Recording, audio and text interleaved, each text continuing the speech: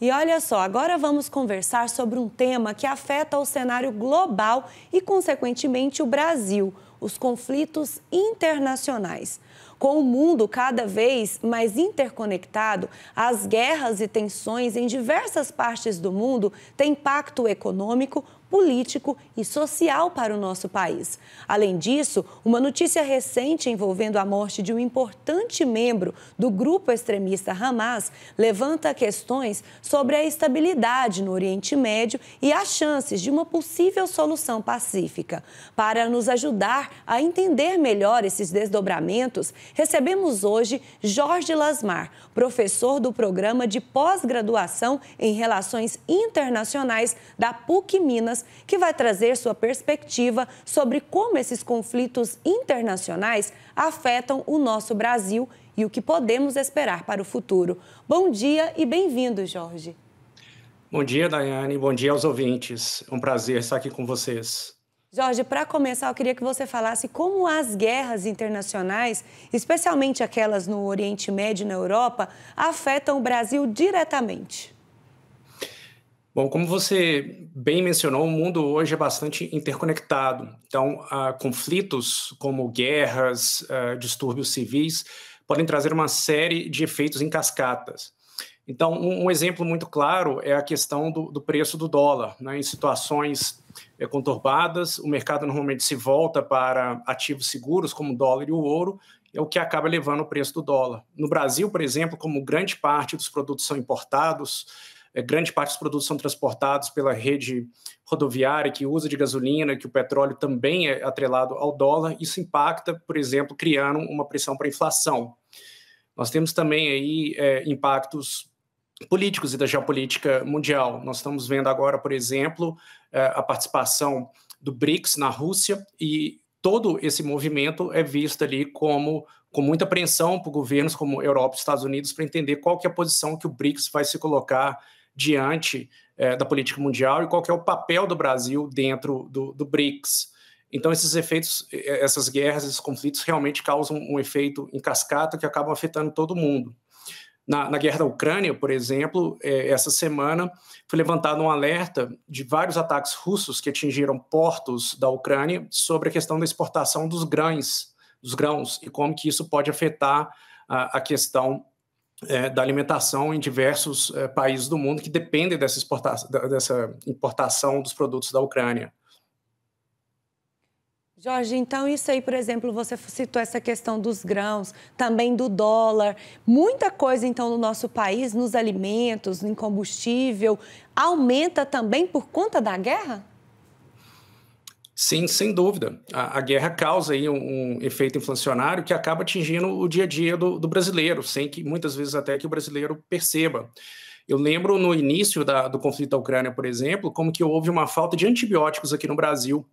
E grande parte dessa falta de antibióticos se deu à falta de vidros e embalagem para esses produtos por conta da guerra na Ucrânia, que parou a produção dessas embalagens, né? Então, realmente, esses conflitos parecem parece ter uma distância muito grande da nossa realidade aqui, mas no mundo cada vez mais interconectado, isso acaba nos afetando diretamente.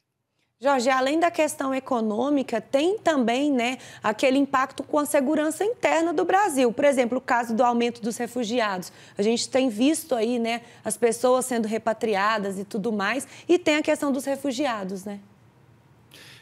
Sem dúvida, como sempre nesses conflitos, quem mais sofre é a população civil, né? E isso traz aí crises humanitárias e refugiados que vão se espalhando não só ali para os países vizinhos, mas muitas vezes chega, inclusive, aqui no Brasil. O Brasil recebeu um número grande de refugiados da Síria, na época do conflito da Síria, e temos recebido também refugiados da Ucrânia. E agora, mais recentemente, como nós acompanhamos, a questão do resgate dos próprios brasileiros no sul do Líbano, né? Com a escalada do conflito entre Israel e Líbano, o Brasil tem uma ligação muito grande, nós temos um número muito grande de descendentes de libaneses aqui no Brasil e vários brasileiros lá no Líbano, isso acaba afetando diretamente essas pessoas.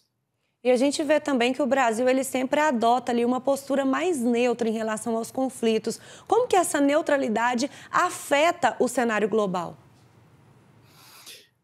O Brasil tradicionalmente tem adotado essa postura mais neutra e surpreende um pouco, inclusive, a posição do Brasil em relação ao conflito de Israel. O Brasil tem tomado uma postura mais dura em relação ao governo israelense, o que foge um pouco dessa tradição diplomática.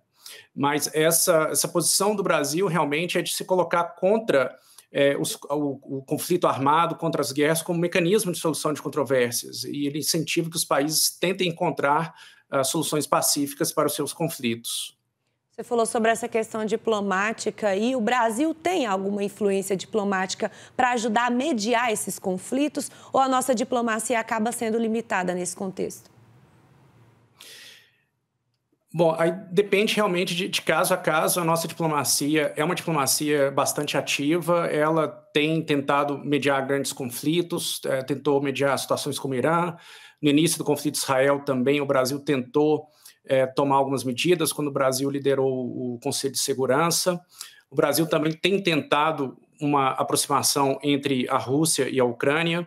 Então, o Brasil tem tido essas iniciativas, mas, ao mesmo tempo, o Brasil acaba sendo colocado de lado ali pelo jogo das grandes potências, e acaba que os interesses de grandes potências, como os Estados Unidos, a China, acabam entrando em jogo ali e o Brasil ficando um pouco de lado. Uhum. Ô Jorge, e a recente morte do líder do Hamas pode abrir caminho para a negociação de paz ou intensificar o conflito?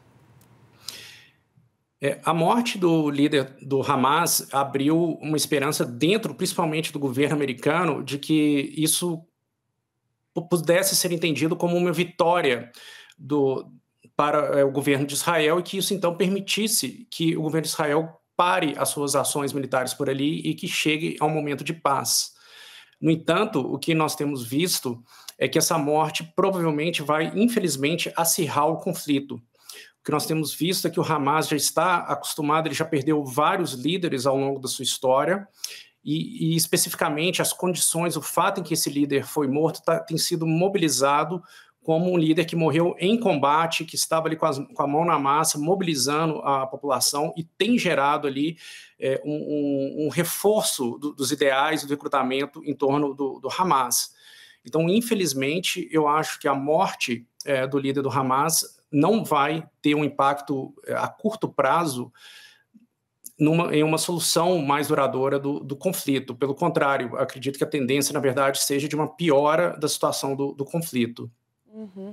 Ô, professor, e como que o aumento de guerras e conflitos pode influenciar a formação de alianças e blocos internacionais e o que o Brasil deve observar nesse cenário? O jogo da política internacional é um jogo bastante complexo e delicado, né? Então, é um bom exemplo para entender como que o Brasil se movimenta e como que esses jogos geopolíticos influenciam a dinâmica mundial pode ser vista no próprio encontro do BRICS que começou hoje na Rússia. Uma das grandes perguntas que se tem sobre o futuro do BRICS, que parece estar no momento de expansão, nós estamos com vários países querendo se juntar ao BRICS, e esse movimento de hoje lá na Rússia é exatamente tentar aumentar a importância do BRICS na política mundial, mas nós temos várias dinâmicas internas dentro do próprio BRICS que questionam a possibilidade do BRICS ter um papel maior na política internacional. Então, por exemplo, a gente tem uma rivalidade muito grande entre a China e a Índia, e eles dificilmente conseguem concordar ali com questões. Nós temos a presença agora, por exemplo, do Egito e da Etiópia, que também são países inimigos. Nós temos a entrada do Irã e provavelmente a Arábia Saudita, e os dois países também têm uma rivalidade muito grande. Então, essas rivalidades internas ali ao próprio grupo acaba impedindo que várias decisões sejam tomadas, que uma posição maior seja consolidada. Então, esses conflitos acabam influenciando a construção das regras e da dinâmica internacional mais ampla. Acaba criando uma dificuldade maior em se chegar ao consenso e de se mobilizar os países em torno de ações práticas para resolver as grandes questões mundiais. Uhum. Para finalizar, o senhor vê algum risco do Brasil ser diretamente envolvido em algum conflito? O Brasil, normalmente, pelo menos nas suas relações exteriores, tem tido uma política tradição pacifista. Então, eu acredito que dificilmente o Brasil vai se envolver diretamente ali em um conflito armado, né? É possível que ele atue ali como mediador, é possível que ele atue em operações de paz das Nações Unidas, mas eu vejo como um risco muito baixo o envolvimento do Brasil em um conflito armado diretamente. Perfeito. Muito obrigada, professor, por tirar nossas dúvidas. Eu que agradeço. Fica o convite para o senhor voltar, tá?